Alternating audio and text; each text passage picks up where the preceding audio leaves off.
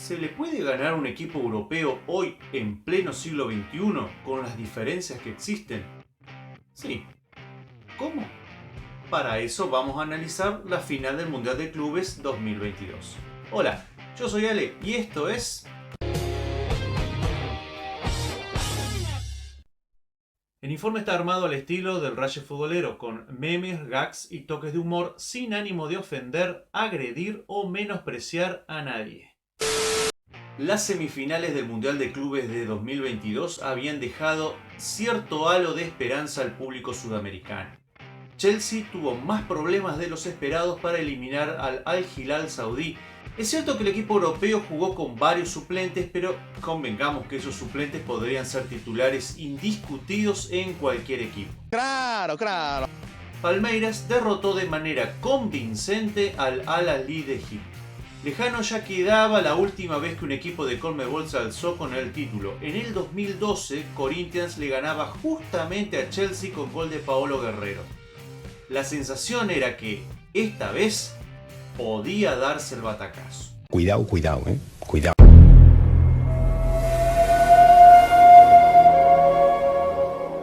Chelsea formó con Eduard Mendy en el arco, Andreas Christensen, Thiago Silva y Antonio Rüdiger. En el medio, César Azpilicueta, N'Golo Kanté, Mateo Kovacic, Callum Hudson-Odoi. Adelante, Mason Mount, Kai Havertz y Romelu Lukaku. Entraron Christian Pulisic por Mount, Timo Werner por Lukaku, Saúl Ñíguez por Hudson-Odoi, Malang Sarr por Christensen y Hakim Ziyech por Kovacic. El técnico, Thomas Tuchel. Palmeiras salió con Weberton, Marcos Rocha, Gustavo Gómez, Luani y Joaquín Piquerés. En el medio, Danilo, C. Rafael, Dudú, Rafael Veiga y Gustavo Scarpa. Adelante, Ronnie. Entraron Jailson por C. Rafael, Wesley por Ronnie, Eduard Atuesta por Rafael Veiga, Rafael Navarro por Dudú y Daverson por Marcos Rocha. El técnico, Abel Ferreira.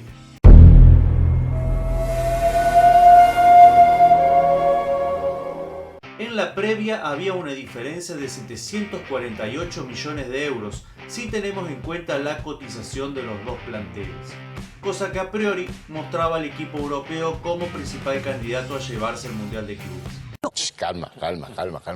Pero como en el fútbol no todo es dinero y lo que importa es lo que sucede en el campo de juego, Chelsea tuvo que esforzarse más de la cuenta para derrotar por 2-1 a un aplicado Palmeiras.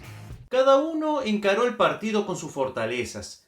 El primer tiempo fue muy parejo. Chelsea, a través de la posesión, intentó encontrar los espacios ante un Palmeiras que estuvo replegado con intenciones de interceptar rápido y salir de contragolpe.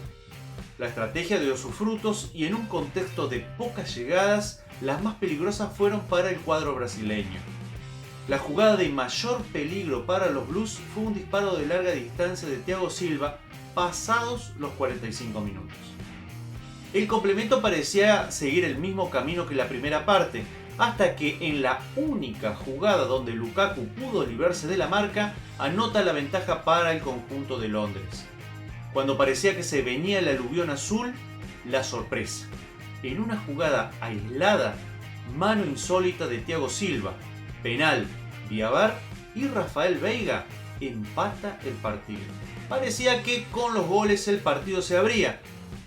Por lo menos se hizo más vistoso debido a que Palmeiras fue a buscar el encuentro con algo más de ambición.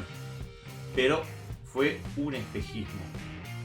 Bastaron un par de errores defensivos producto de esa ambición y el cansancio acumulado por el esfuerzo físico para volver a la idea original. Chelsea siguió manejando la pelota, con mucho ímpetu pero poca creatividad, mientras que Palmeiras se replegó a la espera de un contraataque que nunca llegó. Así, en los 90 minutos, la historia terminó 1-1. ¿Qué ha pasado aquí? En el alargue el partido siguió de la misma manera, pero desafortunadamente para el Verdao, a los 10 minutos del segundo tiempo suplementario, la pelota impactó en la mano de Luan. El árbitro, nuevamente vía VAR, marcó uno de esos penales que causan controversia, sobre todo si se define un título con esa sanción. A Kai Havertz no le importó demasiado el dilema y sentenció el partido. Para la anécdota quedó la expulsión de Luan, que había tenido un gran desempeño hasta ese momento.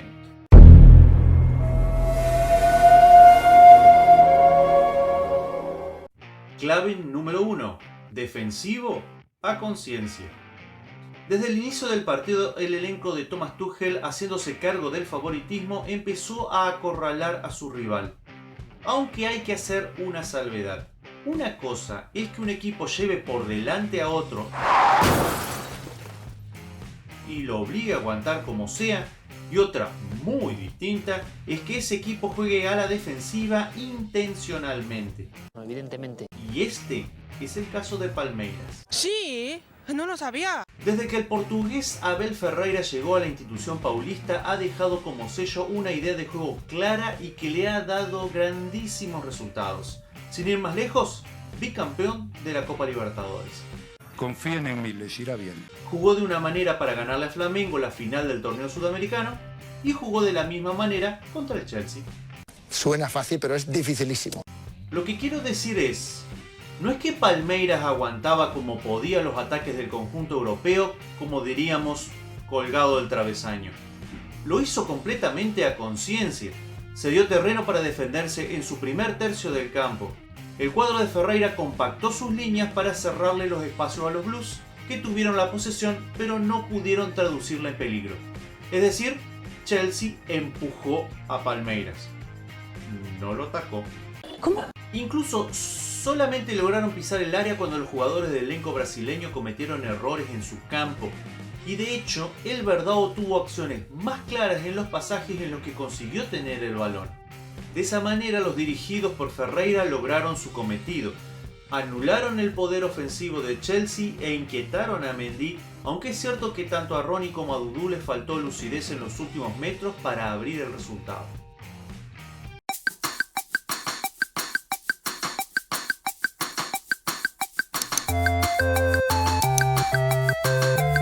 Clave número 2. Copar el mediocampo. La tentación es decir que el equipo de Ferreira se defendió todo el partido, que se colgó del travesaño, etcétera, etcétera. Pero lo cierto es que, como ya vimos, la idea de juego que viene practicando y que le ha dado resultado es cederle la iniciativa al rival para explotar el contragolpe.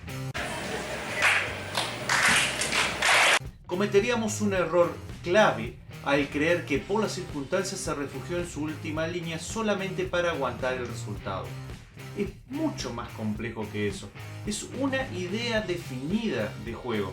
Y como tal, no solo intervienen los defensores, sino que todo el equipo tiene un rol específico en esa idea o plan de juego.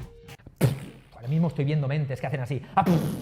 En el caso de Palmeiras, la clave está en el mediocampo. ¡Ajá!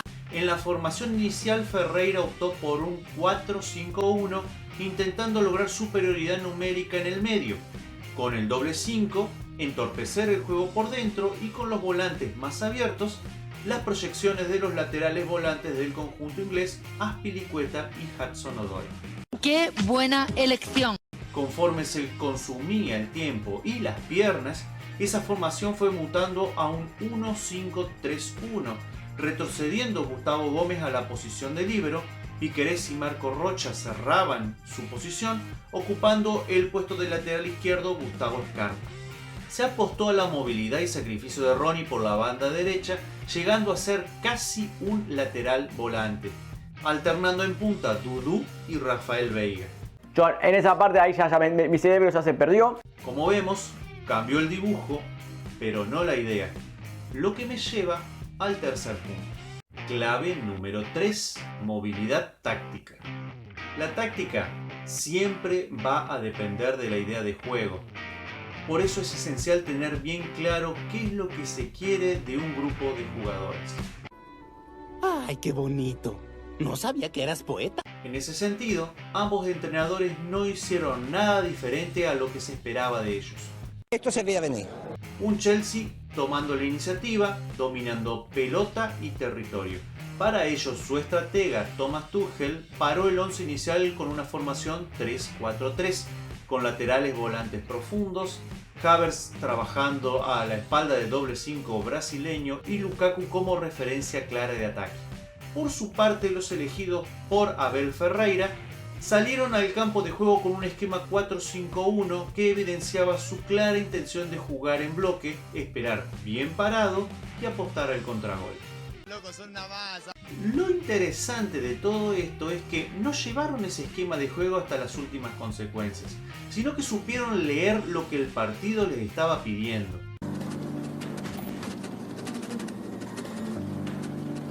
E hicieron los cambios consecuentes sin que eso perjudique la idea inicial. ¡Esto se merece un aplauso! Es más, Palmeiras reforzó esa idea cuando varió su esquema inicial de 4 defensores a un líbero, Gómez, y 4 defensores, Marco Rocha, Luan, Piquerez y Gustavo Scarpa, o 5 cuando bajaba por su lateral Ronnie. Magnífico. Tuchel, al darse cuenta de los pocos espacios que el equipo brasileño dejaba, lo absorbido por la marca que estaba Lukaku y lo poco determinante que era, cambió, a mi criterio acertadamente, su esquema inicial por jugadores con un poco más de movilidad como Ziyech y Werner. Clave número 4. El VAR. Era una final apretada, pero sin grandes incidencias, hasta el minuto 116. En ese instante hizo su aparición el gran terror de los defensores, el VAR.